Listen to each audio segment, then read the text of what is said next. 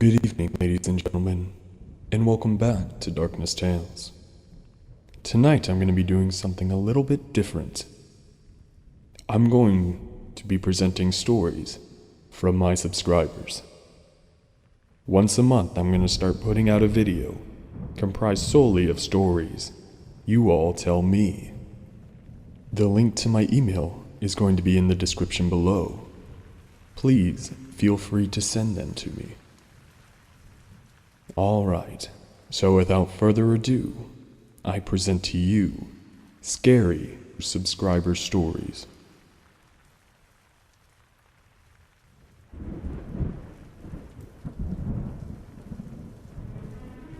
Okay, so my sister works at a food market, and she sometimes has to work late. But it was really late, and no one really goes in around 3 a.m. There were only 3 other people working there. My sister, my sister's friend Sammy, and 2 other guys. So time passes and nothing much is happening. But then some guy walks in at like 4:02. This is important for later on. So he came in and got a lighter, a bag of chips, and a candle. Weird, but a lot of people where I live are kind of weird. She checked him out and he left. A few days later, she has the night shift, and 4:02 comes rolling around. And there he is again. She did not think of it that much, but he's going for the same thing: a lighter, a bag of chips, and a candle. But still, she didn't think much of it. The next day she got the day off, and so we went out. But it was just me, her, and some of our friends. But then, we see him, and it was like he was following us. A week later she had to work at night, and he came in at 4:02 again, but this time with a knife. You could see it a bit sticking out of his pocket. It wasn't all the way out necessarily, and he went about his business. He got the same things again and left.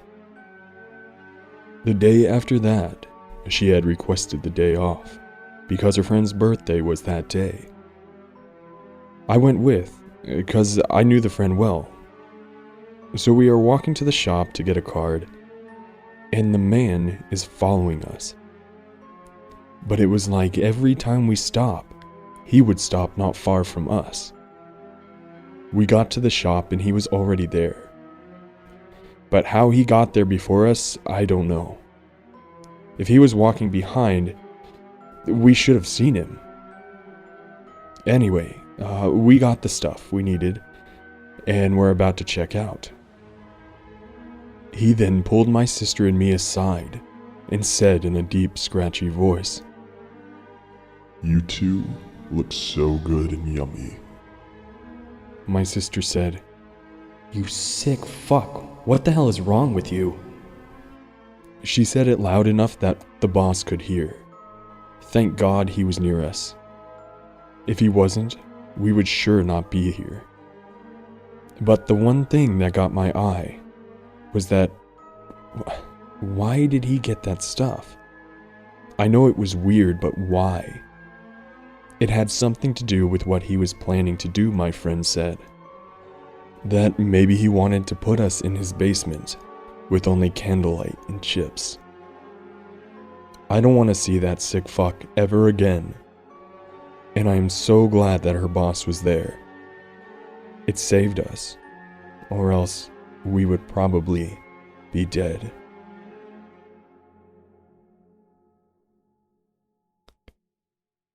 I want to display a warning before I read this next story. It is definitely not safe for work and contains graphic material. Young and squeamish viewers alike, I recommend you skip this next story.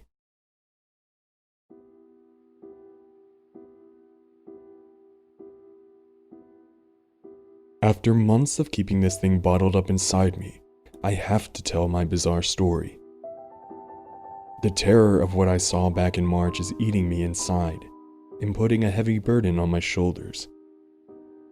This dark secret from my brain shall escape through my fingers on the keyboard, and then onto the internet. It all started when I went to the mall. I was looking for a birthday present for my niece, but unfortunately, I got sidetracked when I saw an abandoned Samsung Galaxy S6 on the food court table.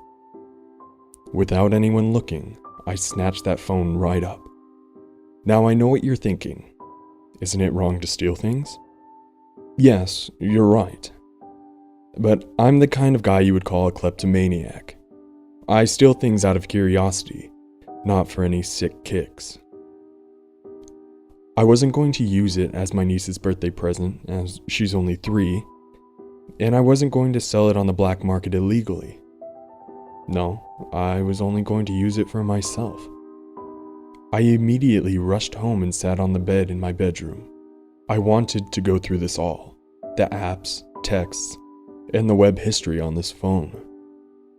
Now you probably think I'm some sort of douche who goes around exposing people's dirty laundry, but I assure you that's not the case. I'm a simple man. I work a 9-to-5 job, I watch football games with my chums, and I go to church every Sunday. It just so happens that I like to know people's private secrets. Like that one time I used my friend's computer. I looked through his web history while he wasn't looking and found a bunch of midget porn. If I were a lesser man, I would have exposed that secret to his friends. But so far, I only kept that secret to myself. It isn't for any vain reason that I like to know what people do in private. It's just me being curious. I started with the texts and saw that a user had texted to 3 different people: Lucy, Rita, and Michelle. He or she would give each of them the same messages like, "Let's have a tea party. We should have a dance-off on Saturday." Or, "Hanging out with friends is so much better than being alone, right?" Great, I thought.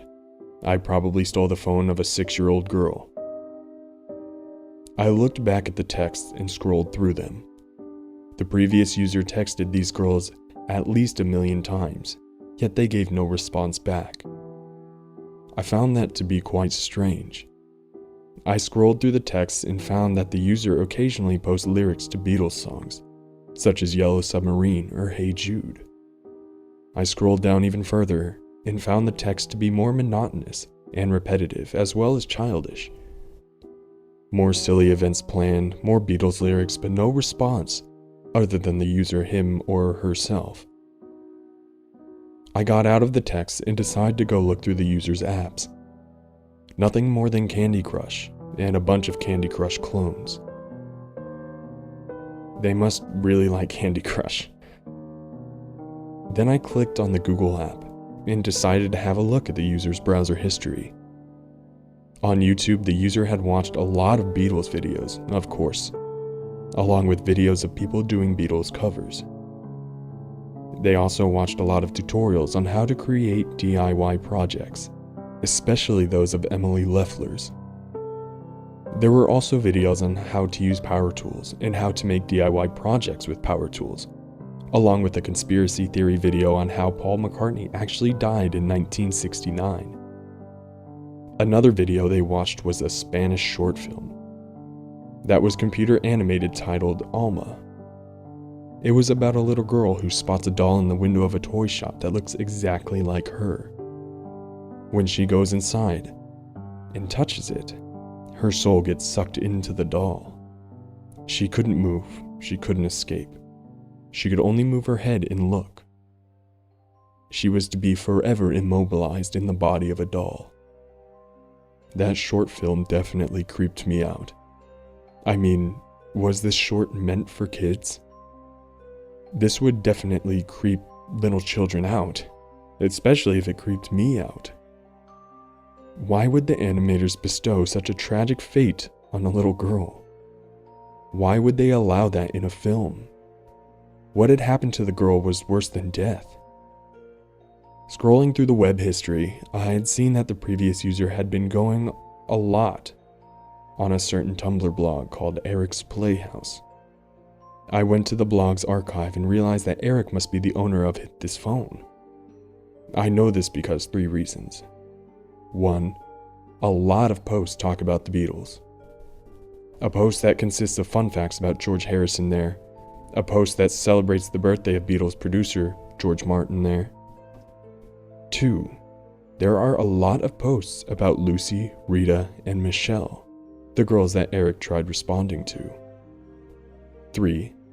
All the blog posts have 0 notes to them, which means the only person who knows about this blog, other than me, is the blogger himself. The posts were similar to the text in that they often talked about some dreamlike adventure with Lucy, Rita, and Michelle, without any input from those 3 girls. Here are a few examples of the posts.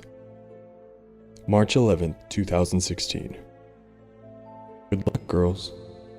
You're getting a new friend. Her name is Eleanor. March 8th, 2016. Keeping it cool in the playhouse as usual. March 7th, 2016. Rita, Lucy, Michelle, and I are going to fight a blue meanie menace on Mars.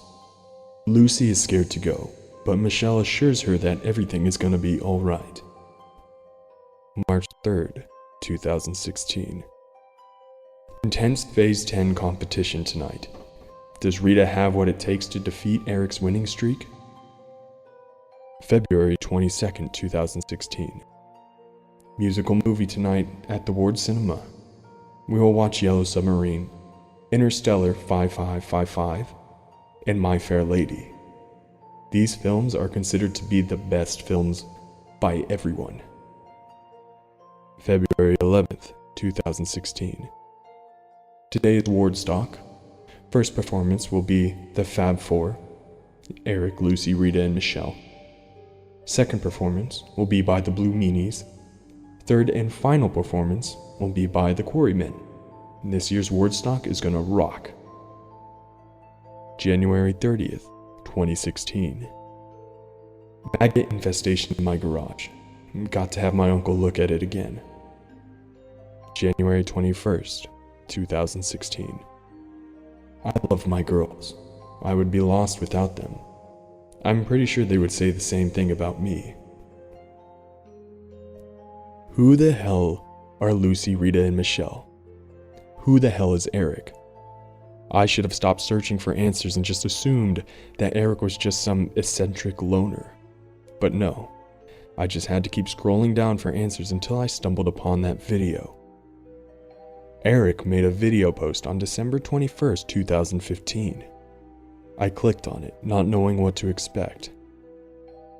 The video was dimly lit, along with poor camera quality, so I could not exactly see the video that clearly. But in the video, I could make out an overweight man with bad acne, strumming his acoustic guitar to a cover of All Together Now. I assume the man is Eric. He struggled to strum the basic chords and sang like a man who was forced against his will to chew a hornet's nest. But that's not the weird part. The weird part about this video is how he was singing like in front of a crowd or something. During his performance, he shouted things like, "Come on girls, sing," or "You have the best voice, Rita," even though there was no response back. Then I finally saw 3 shadowy figures in the back, sitting in what appears to be the lawn chairs. They seemed limp and unresponsive, as if they were drunk or drugged. I feared the worst. I hit the back arrow to the archive and scrolled down even farther until I clicked on the post of June 5th, 2015. It was that post, that goddamn post, that has melted away my soul, leaving me mentally broken to this day. It turns out that Lucy, Rita, and Michelle were real human beings, but they were dead human beings. The post was a video, this time with good lighting, of Eric going step by step on how to turn a human corpse into a doll. He goes through the process 3 times for each girl. First, he strips them naked and rubs 2 bright colored liquids on them. One liquid is to prevent decomposition of the body. The other liquid is a fragrance to make the corpse smell good. Make sure to rub these liquids on the bodies on a daily basis. Last time I forgot, I ended up with maggots in my garage, said Eric. The second step is to find a lawn chair and place the body in it. Then he uses barbed wire, pierced through the lawn chair and through the flesh of the body, and ties it up, connecting the body to the chair. This gives them a pretty posture like all pretty girls should have, Eric said. Then he gouges out their eyes only to replace them with prosthetic ones. Glass eyes don't rot away, he said. He then goes on to talk about how he has an extensive wardrobe for each of the dead girls. He goes out to many stores to buy clothes meant for living girls and puts them on the bodies of the dead ones. Eric then went on to discuss the daily attire he had put on Lucy's body, which is pearl earrings, a crimson dress, and long, black high heels. Then another thing hits me. That girl Lucy, she looks like... No, wait. That is. She was Lucy Ackerman, the missing girl from Chicago. I remember seeing her face on the news a long time ago, and there was this huge nationwide search for her. But now I finally found her in the worst way possible. I drove my car to the nearest lake and threw the phone in the water. I drove right back home in an intense state of panic. I couldn't sleep that night. How could I? I spent the night sitting on the edge of my bed, staring out with big, traumatized eyes, letting that horror replay over and over again in my head. I was in this state for at least 9 hours. I sat so perfectly still and hardly moved. You could say I was like a... Oh God, no. I feel guilt from this situation. Like maybe I could have done something to contact the authorities. But would they believe my story? Anyway, I write this today because I just heard on the radio this morning that a 32-year-old Russian immigrant was missing, and her family has no idea where she could be. Her name was Eleanor Puskovin.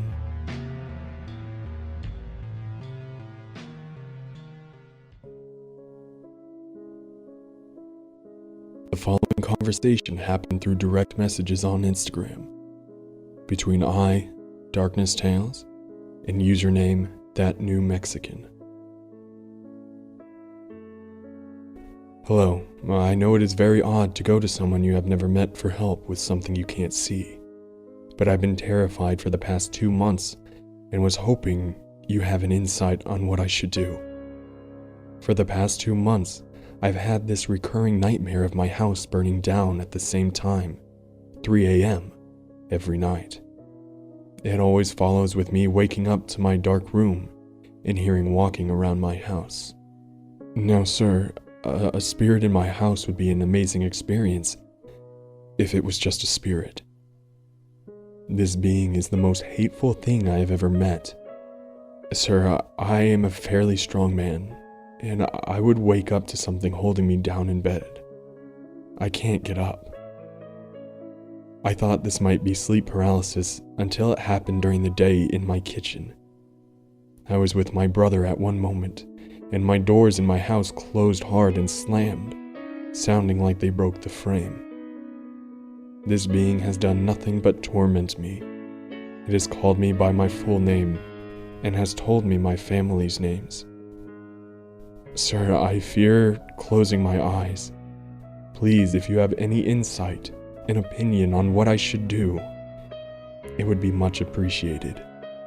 Thank you for your time. My response: Are you religious? I have been baptized, but other than that, no, not very religious. Well, an update this morning. I woke up from a nightmare to a grown man screaming from the top of his lungs my name. Sir, I live alone. I think I have learned its name. It has been spelled out in my nightmares of this demonic thing. Statim finis. It is spelled out on the walls in my dreams. I fear not knowing what left to do. My response. Personally, I would talk with the church. Start going regularly. If anything, the belief in something helping you is your strongest weapon. I'm gonna go to church, but this thing is so hateful. My dogs are terrified in this house. I'm going to talk to a priest to bless my house. My response. That's probably the smart thing to do. Well, I don't mean to trouble you. Thanks for your advice. Is it okay if I update you on what's going on? My response. Yes, I would like you to keep me updated. Update. Last night I came home from work to find my front door wide open, and nothing was stolen. I live in an okay neighborhood, everyone looks out for everyone, and yet they saw nobody break in. After I asked my neighbors if they saw anything, I went inside and just relaxed from the day, until I heard footsteps in my basement. I cautiously went downstairs to look. I kept hearing someone walking in my spare room, and I opened the door, and there was no one. I walk in and have the door slammed behind me. I run out of the room and upstairs to see my kitchen chairs were on the floor, and my front door wide open. There was no one in my house but me. I checked the whole house. This thing is a parasite and it won't leave me alone. My response. It sounds demonic. I wish I knew how to help you in this situation. I talked to a priest, and even though I'm baptized, they won't help me, because I'm not with their church. Now the thing is, I'm in the military, and I'm not around places more than 3 years. I don't know where to go get help. Update 3. I finally got a priest to my house. He used incense to try and bless my house. We were on the second floor of my house when the priest paused, and we heard my garage door slam downstairs. My kitchen cabinets were open along with several of my plates on the floor. I'm terrified of this house, and what is here. I don't know what I've done to have this thing latch onto me. I haven't slept in days. I deploy soon and my parents are gonna have to watch over my house. I'm afraid of them being bothered by this thing. Since then, I have not heard from username That New Mexican. Whether he got the help needed is still up for debate.